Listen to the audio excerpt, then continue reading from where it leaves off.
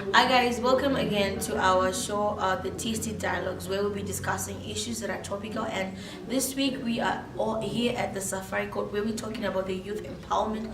There's currently a SADC Youth Forum that's going on here at Safari Court, and I'm joined here with two beautiful ladies from Botswana, Shamil and Constance. Welcome, ladies. Thank you so much. Okay, so I think I'll start with you, Constance. I want you to share with us the essence of this meeting for the young people back home in Botswana. The reason why we're here is because we want to talk about youth issues. One of the reasons is because we want to talk about youth involvement, participation in decision making in our nations. And we are also here today to look at the policy, the framework, the M&E framework, and see how we can ensure that our nations really involve young people in all the issues in relation to young people. Okay, so you're actually representing for them and also getting some information for them. Yes. Okay. We're doing both. We look at the successes, what our nation have been able to do, and what our nation should be able to do going forward.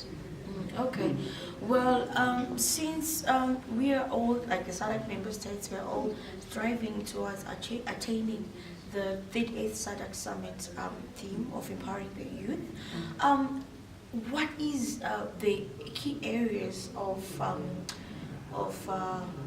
what are the vast opportunities that are found in Botswana? Or maybe you can share what the opportunities that are found in Botswana.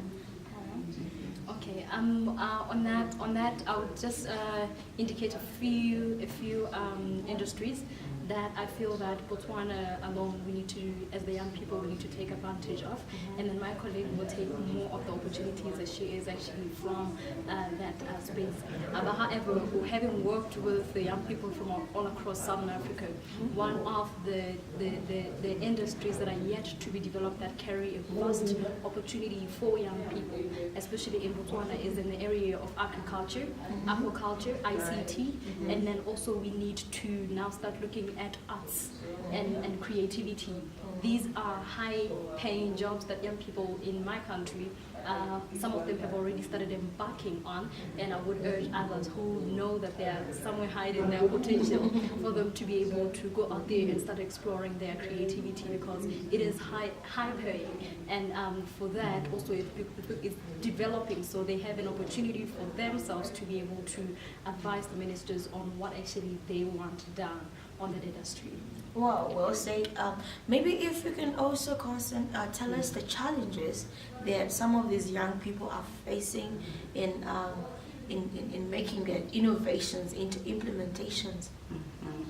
I think let me just hint on to what she just said. One of the things that was mentioned earlier in the discussions was that you find that young people have a challenge sometimes getting jobs because they'll be required to produce the experience.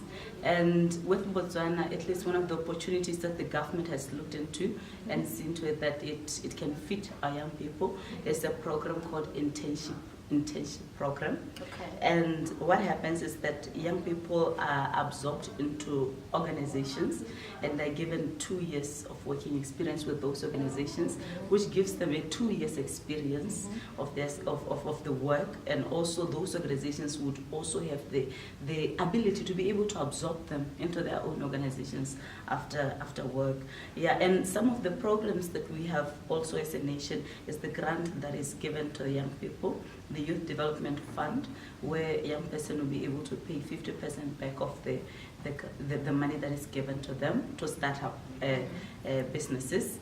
And also some of those that we also have as programs that are helpful to young people is the one for Tirelo Setšhaba. We call it Tirelo Setšhaba, more like public service, where a young person will be given a small allowance but will be able to do some service for the nation.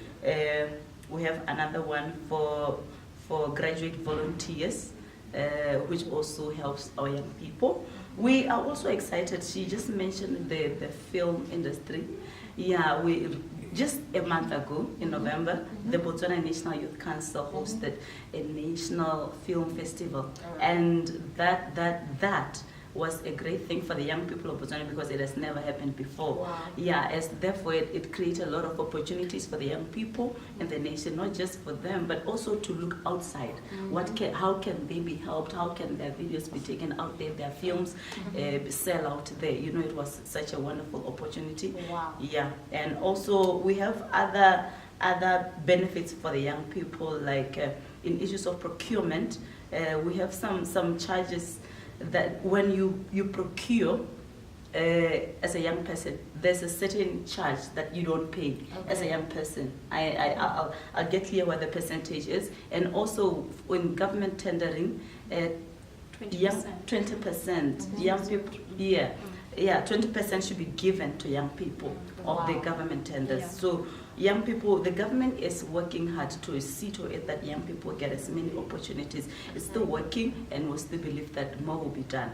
And yeah, there are many challenges regarding young people, issues of unemployment, and like she said, the issue of agriculture is one of those areas that we really need to zoom in as a nation. Particularly young people should zoom into agriculture and see how that can also help them. Okay. You spoke about the grants from the government, whereby 50% should be paid back. Is there any mechanism that has been put in place to ensure that the money that they're given as grants is efficiently used? Or maybe they just give whatever they do with the money as long as they bring back the 50%? Oh, no. There are processes that see to it that money is being used. Of course, we do have challenges there and there, but there are processes that ensure that money is used efficiently. Yes, and used wisely, and to see to it that the young person really grows. Oh, so they do follow-ups? Yes, there are follow-ups. Wow. Yes. Okay. So is there any programs probably put in place that will also see the young people in Botswana probably working together with other young people in other SADC member states? Yes, the industrialization, the fourth industrialization revolution alone, it presents an opportunity for young people to create ecosystems. This basically allows them to work together and complement each other with the different skill sets that they have. And it also opens up an opportunity for young people to actually sell our products just really across borders. Like, for example, it's with the CFTA, it's slowly becoming very open, like it's becoming very easy for a young person to go and sell their products from South Africa to Zimbabwe or from Botswana to Malawi and all that. So really the processes are becoming a bit open and a bit more towards youth development. And as such, I think it's quite imperative, however, for young people to actually be on our toes when it comes to information, because you cannot take advantage of such opportunities if you do not know what is going on around you.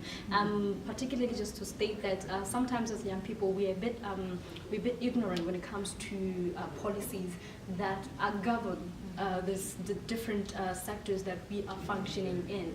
And so it would be just basically a call for young people to actually try to look into policies that are governing their institutions, that are governing their NGOs, and see how they can not exploit per se, but how they can take advantage of that information for them to be able to move forward.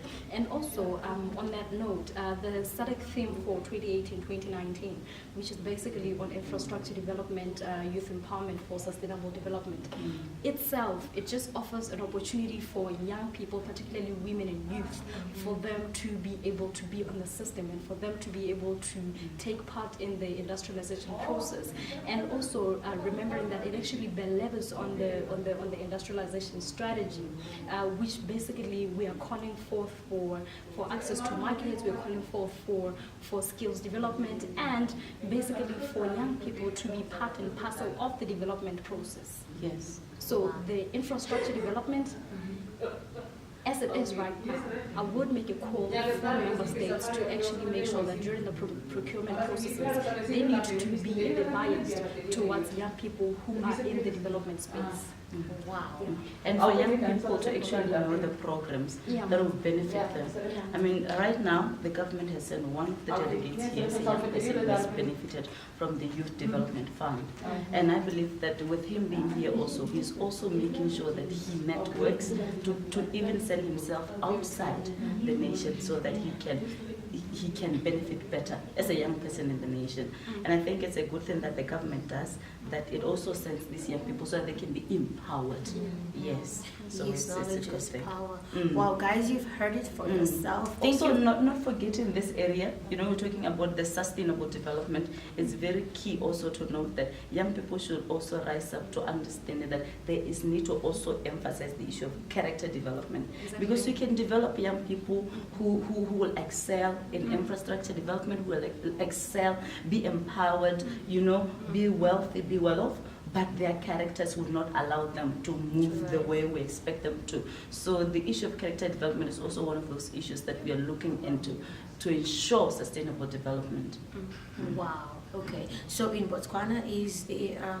I understand in some countries there's like a gap for the youth in the rural areas and the youth in the urban areas. It seems as if the youth in the urban areas are the ones that are accessing information concerning these things. Are there any outreach programs that ensures that everybody is included in these knowledge dissemination despite their location? Yes. Currently, the Botswana National Youth Council has a Facebook page. When young people use technology, we have a Facebook page. The Ministry of Youth Empowerment, Sport and Culture Development also has offices around the nation, which ensure that the young people throughout the nation get services, youth for services. We have, one of the things that I forgot was the provision of youth-friendly services in clinics, or youth-friendly clinics, which actually help young people throughout the nation. So we have these services provided for the young people, and the Ministry of Youth Empowerment, Sport and Culture Development is also working to see to it that there are youth representatives in different constituencies in the nation for betterment of services to reach the rural areas, the rural areas, not just the urban.